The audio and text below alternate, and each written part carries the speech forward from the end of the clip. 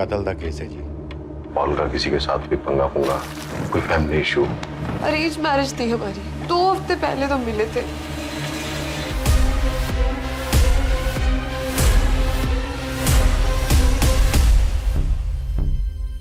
नमस्कार, न्यूज़डम और रायसीना रिपोर्ट्स की साझा प्रस्तुति में आपका स्वागत है। आज हम बात करेंगे नेटफ्लिक्स पे आई सीरीज कोहरा की, जिसने 15 जुलाई को वो आई थी। उसके बाद से ये कहना अतिशयोक्ति नहीं होगी कि उसने कोहराम मचा रखा है।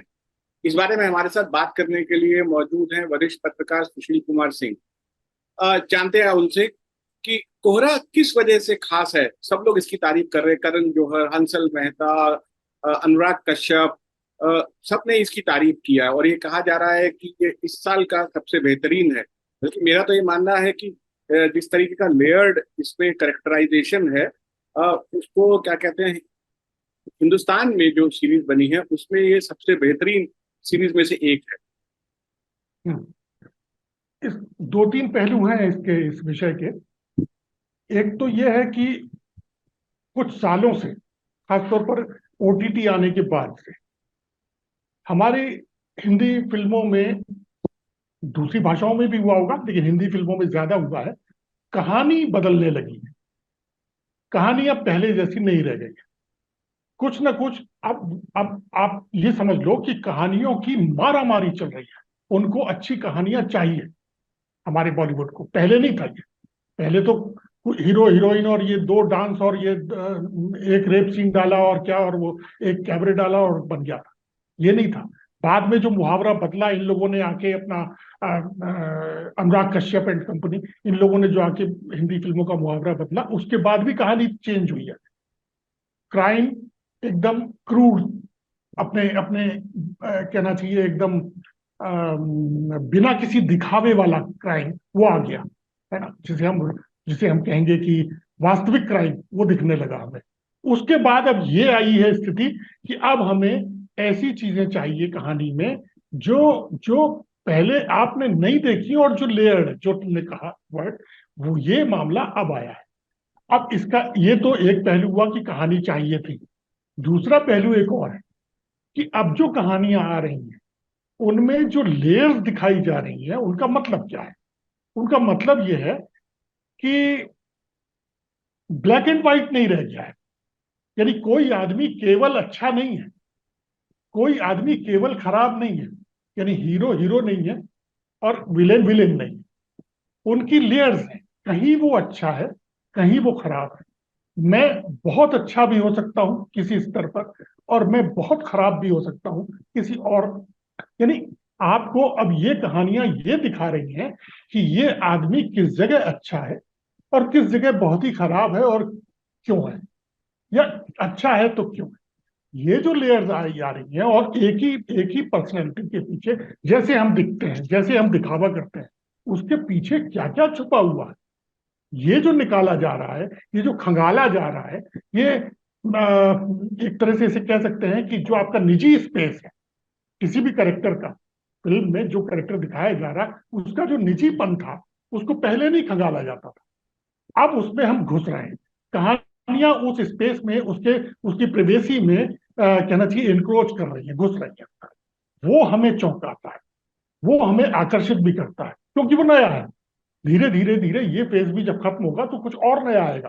फिलहाल अभी तक जो कहानियां आई हैं इस दिशा में, उनमें ये जो कोहरा है, इसने इसलिए चौंकाया है कि इसमें आपको कोई कमी नहीं दिखाई पड़ेगी। इसमें आपको स्क्रिप्ट के लेवल पर, डायरेक्शन के लेवल पर, माहौल माहौल जो क्रिएट किया गया, उसमें आपको कोई कमी नहीं दिखाई पड़ेगी। और सबसे बड़ी बात जो मुझे लगी है इसे देखते हुए, कि कोई एक मिनट ऐसा नहीं है जिसमें आपको कुछ और नहीं बताया जा रहा। कई बार होता है सीरीज में या फिल्मों में कि 15 मिनट गुजर गए और कोई नई चीज नहीं है, बस उसी में धीरे धीरे धीरे धीरे।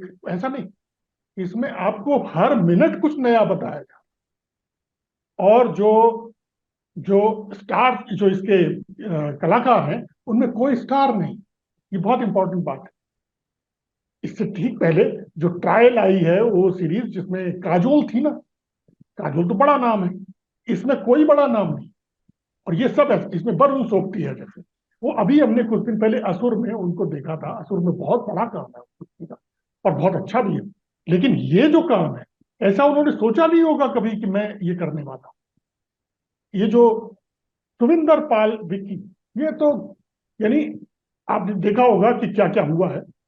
अनुराग कश्यप ने तारीफ की ट्विटर पर, यानी सोशल मीडिया पर, उसमें इंस्टाग्राम पर भी। दूसरे, हंसल मेहता ने फोन करके उनको बधाई दी कि भाई तूने कमाल कर दिया यार। ठीक है।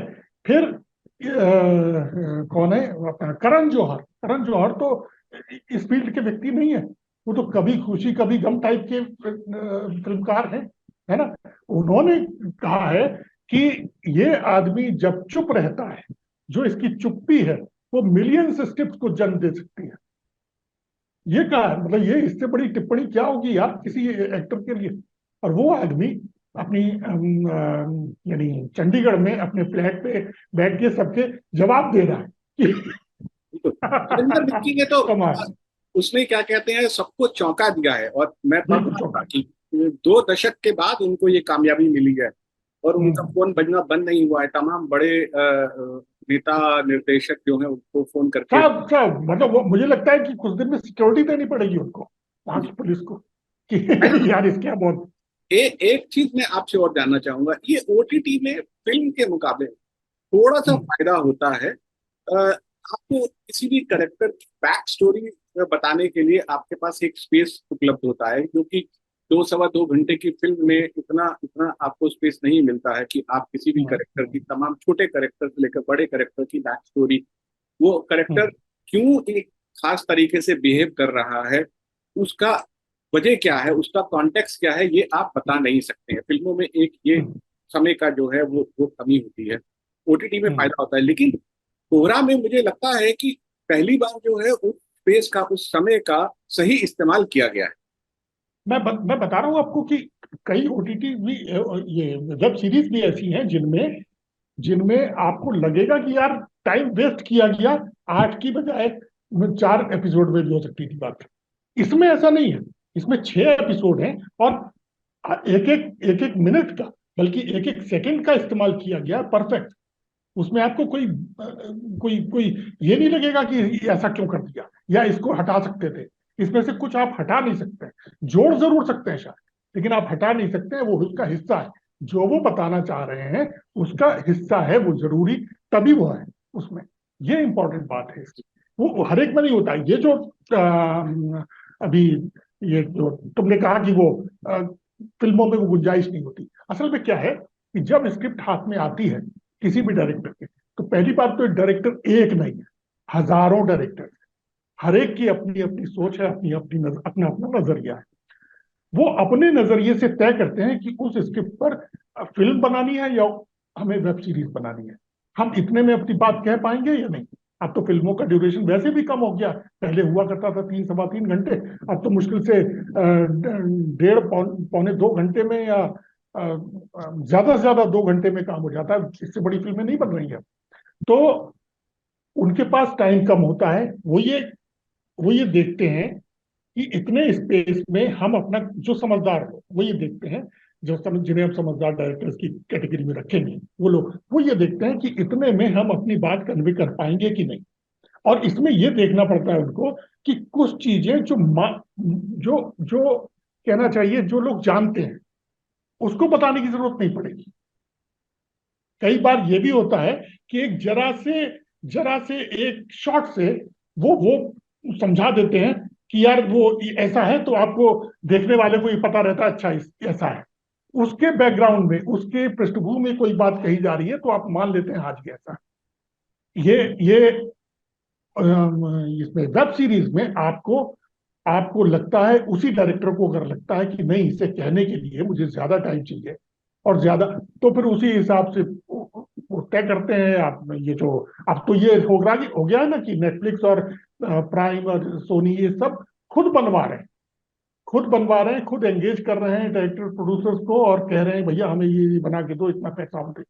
ये भी हो रहा है कि लोग अपना एप्लीकेशन लेके अप्लाई करके उनके पास पहुंच रहे हैं, और अच्छी चीजें आ रही है। अब ये जो कंपटीशन है ओटीटीज के बीच का, वो और अच्छी चीजें देगा। हम जो आज बात कर रहे हैं कोहरा की, ये आज तक की स्थिति है। हो सकता है कि साल भर बाद कुछ ऐसी चीजें और आ जाएं जो हमें और चौंकाएं कि ये क्या है। तो वो जो कंपटीशन चल रहा है उसमें ये सब होने वाला है। एक चीज हमने कहा कि आपने कहा कि इसमें ग्रे है, सब करेक्टर्स ग्रे है, ब्लैक एंड व्हाइट नहीं। हमने देखा महेश भट्ट ने एक कोशिश की थी फिल्मों में, उनके जो विलेन थे वो भी कहीं ना कहीं उनका एक मानवीय पहलू रहता था, लेकिन महेश भट्ट जो है के बाद जो है वो इस रास्ते पे चल दिए, वो बहुत ही डिसअपॉइंटिंग था। यहाँ पर विलेन भी जो है कोहरा में, जैसा कि आपने कहा, या कोई भी करेक्टर है, उसमें दोनों आपको ब्लैक एंड व्हाइट का मिश्रण जो है वो आपको नजर आ रहा है। ये एक इस कोहरा की एक खूबी है। मैंने कहा था ना एक बात कि असल में ये ये इंसान की खूबी है। आदमी में कई जगह वो बहुत क्रूर होता है, कुछ मामलों में तो कई जगह बहुत सॉफ्ट होता है। वो बहुत जबरदस्त प्रेम भी करता है, और कहीं वो इतना इतना नाराज होता है किसी मामूली सी बात पर कि वो अपराध भी कर बैठता है। ये असल में हम इंसान की बात कर रहे हैं। तो इसलिए ये इसे हम ग्रे नहीं कहना चाहिए।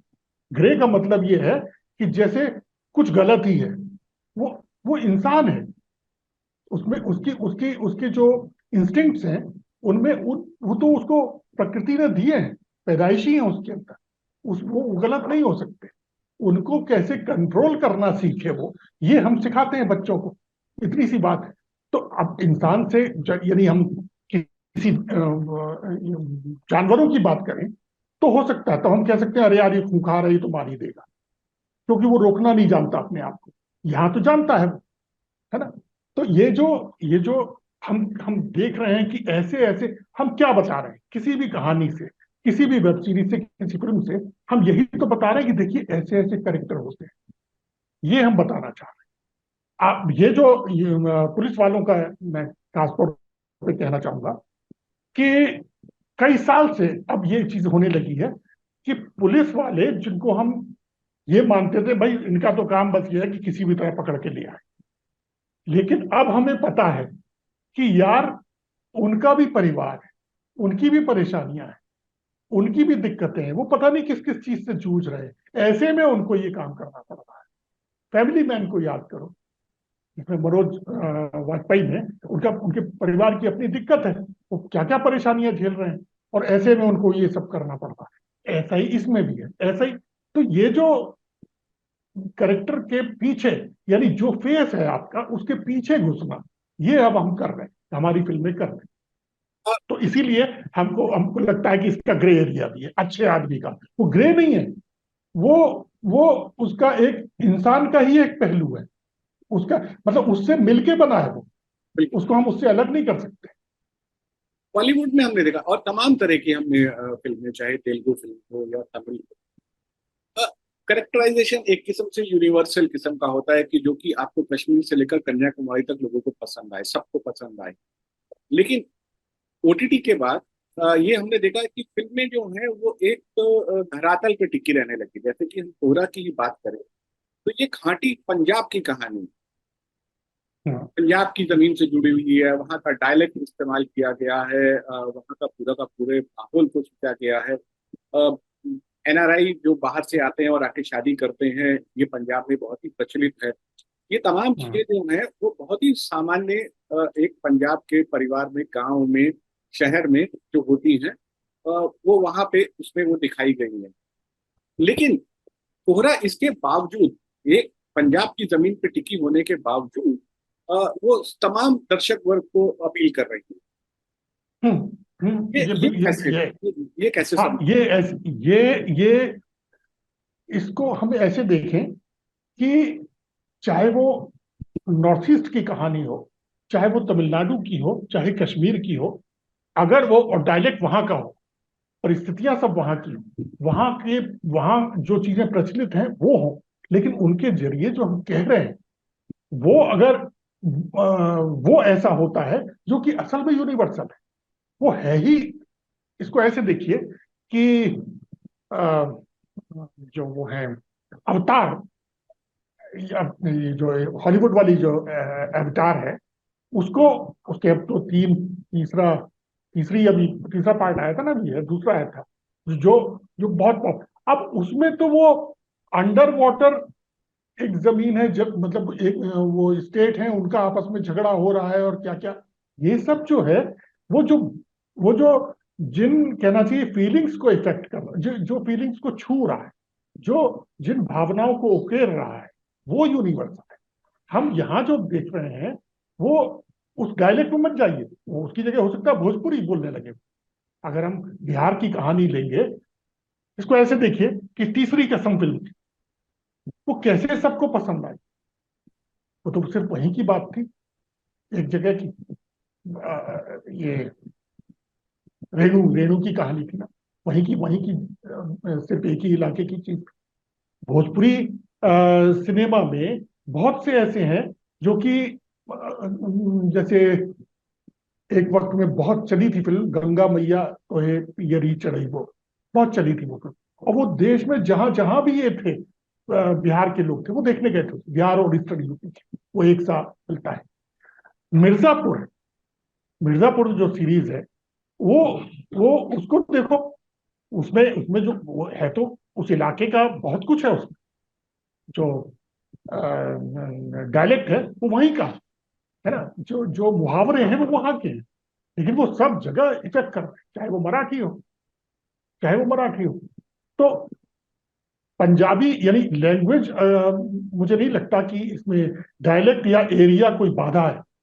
अगर हम अच्छी चीज हम कुछ दे रहे हैं, अच्छी कहानी दे रहे हैं, और उसमें पूरा कसाव है, इसमें लिखा बहुत अच्छा गया है, ये मैं जरूर कहना चाहूंगा। इसीलिए इसका जो स्क्रीन प्ले है, उसकी खूबी है कि अ, जो मैंने शुरू में कहा था कि एकदम एक एक मिनट आप खो नहीं सकते। आप एक मिनट भी मिस करेंगे, अगर एक मिनट उसमें हट जाएगा आपका दिमाग, तो आप मिस कर देंगे कुछ। इसे आपको देखना ही पड़ेगा, है ना। और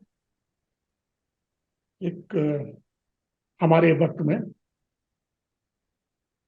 यानी आज से 20-30 साल पहले शायद, हम जो कहानियां, लिटरेरी कहानियां, सारिका 40 साल पहले, सारिका 45, 40, 50 साल पहले, सारिका में जो कहानियां हम पढ़ा करते थे, उनमें उन दिनों एक बड़ा प्रचलित फ्रेज था, सन्नाटा गूंजने लगा। कई कहानियों में मैंने पढ़ा कि इसको पढ़ के सन्नाटा गूंजने लगा। ये जो, मैं उसको वहां से मैं चाहता हूं ये कहना, इसे देखते हुए कई जगह आपको लगता है कि जो चुप्पी है वो इतनी ज्यादा हावी है कि वो सन्नाटा गूंजने लगा। मुझे वो फ्रेज याद आया। ये कई जगह है इस सीरीज और भी में भी होता है, ऐसा नहीं। इवन जो मोटवानी की, विक्रमादित्य मोटवानी की जुबली थी, उसमें भी कई पॉइंट ऐसे आए थे जब मुझे लगा था अरे यार ये क्या हो रहा है। इसमें कई जगह आपको लगेगा कि मैं ये क्या देख रहा हूं। ये है नयापन, यही है जो आपको आकर्षित आपने करता तीसरी कसम की बात कही, पनीश्वरनाथ रेणु की कहानी है, शैलेंद्र ने उसको प्रोड्यूस किया, है। उत्कर शैलेंद्र ने।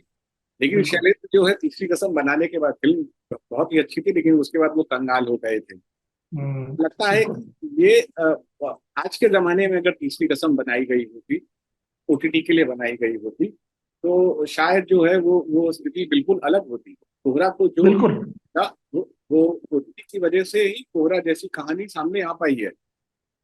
इसमें इसमें ओटीटी में एक बहुत बड़ा फायदा हुआ है फिल्मकारों को, फिल्म बनाने वालों को। वो ये है कि भाई, आपके पास एक एरिया, एक देश ही नहीं है जहां आपको आपके दर्शक है।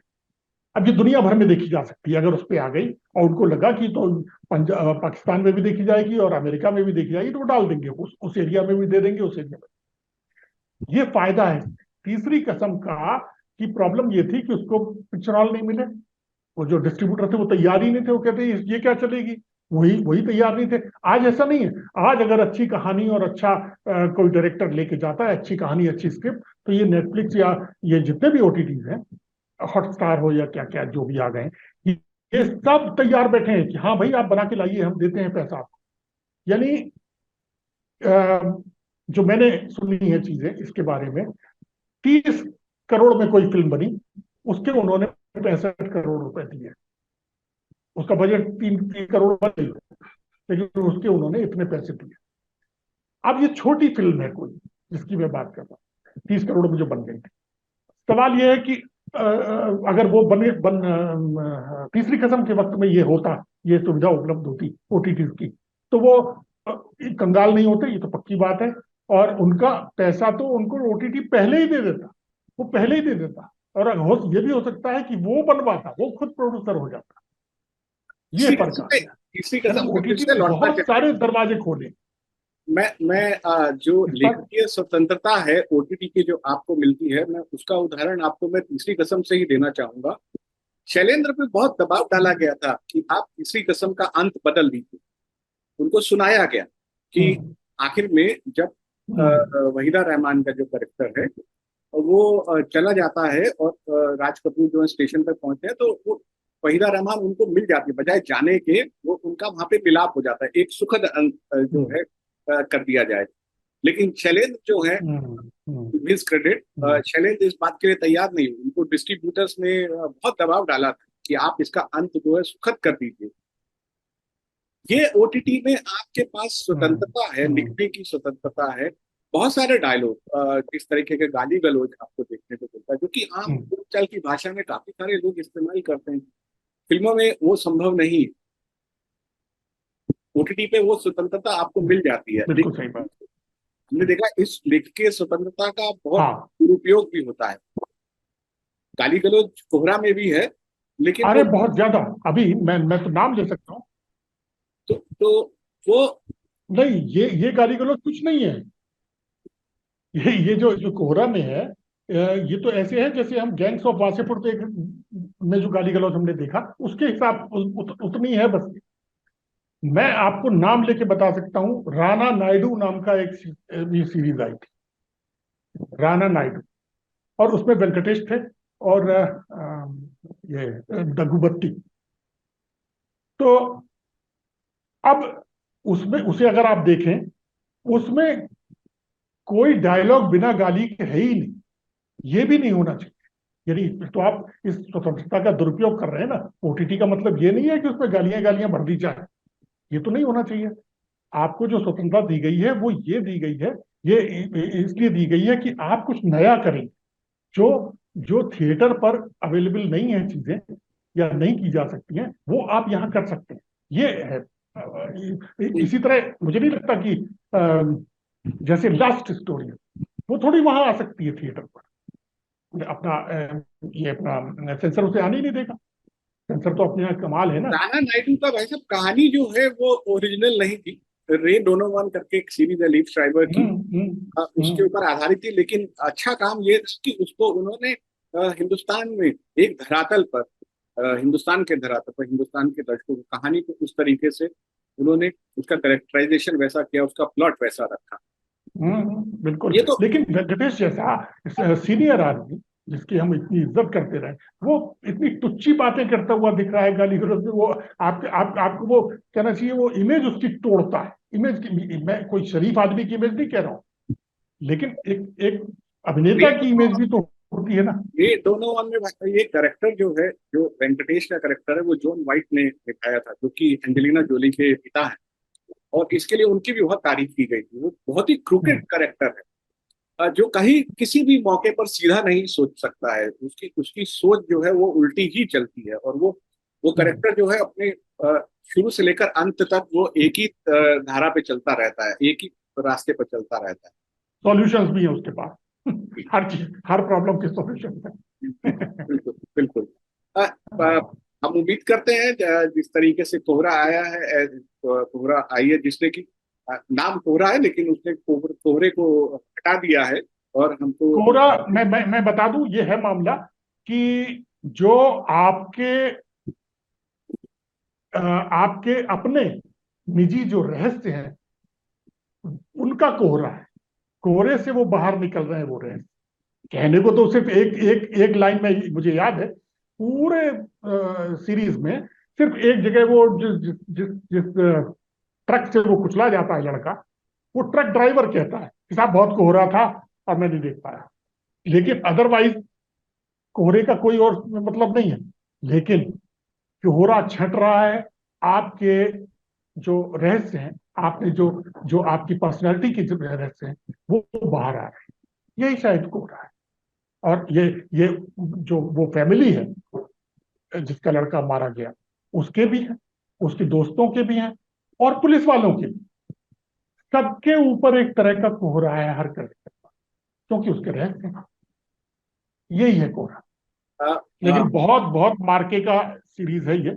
और मतलब इससे ये उम्मीद बनती है कि अब कुछ होने वाला है हिंदी फिल्मों में, हिंदी फिल्मों में नहीं कहना चाहिए, फिल्मों में भी, शायद फिल्मों में भी होगा, क्योंकि जो मैंने सुना है कि अनुराग कश्यप की जो फिल्म है वो, जिसको वो कान में वो अवार्ड मिला है, उसका नाम क्या है, gangs of Wasseypur, Kennedy Kennedy Kennedy नाम है उसका फिल्म का, और वो उसको अवार्ड मिला है। उसमें सनी लियोनी है और राहुल भट्ट है, और वो एक ऐसे ऐसे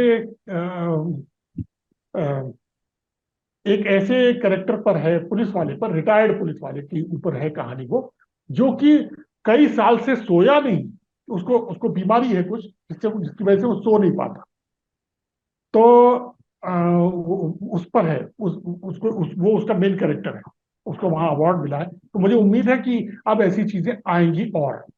और हमारे यहाँ एक बात और भी मैं कहूँ, हमारे यहाँ एक पौध ऐसी आ गई है क्या, आई हुई है, और वो एक्टिव है बहुत, जो इस उसमें काम कर रही है, इस फिल्म में। बड़ी छोड़ दीजिए, बड़े प्रोडक्शन हाउस उनको छोड़ दीजिए, यशराज फिल्म्स कुछ नहीं करने वाला, वो सब यही करेगा, वो मार्वल की तरह अपना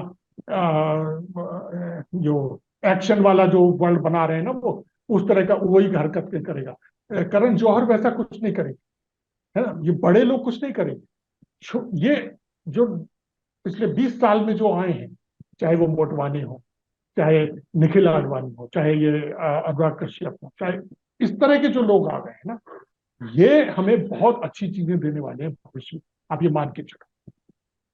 बहुत बहुत धन्यवाद इस चर्चा में शामिल होने के लिए। हम उम्मीद करते हैं कि कोहरा जैसी फिल्म जो है वो हमें इस साल में और आगे भी देखने को मिलती रहेंगी, और हमारे सिनेमा का दायरा, ओटीटी का दायरा जो है वो विस्तृत होता जाएगा और हमें बेहतर से देखने को मिलेगा। बहुत बहुत शुक्रिया इस चर्चा में शामिल होने के लिए। ठीक है, शुक्रिया।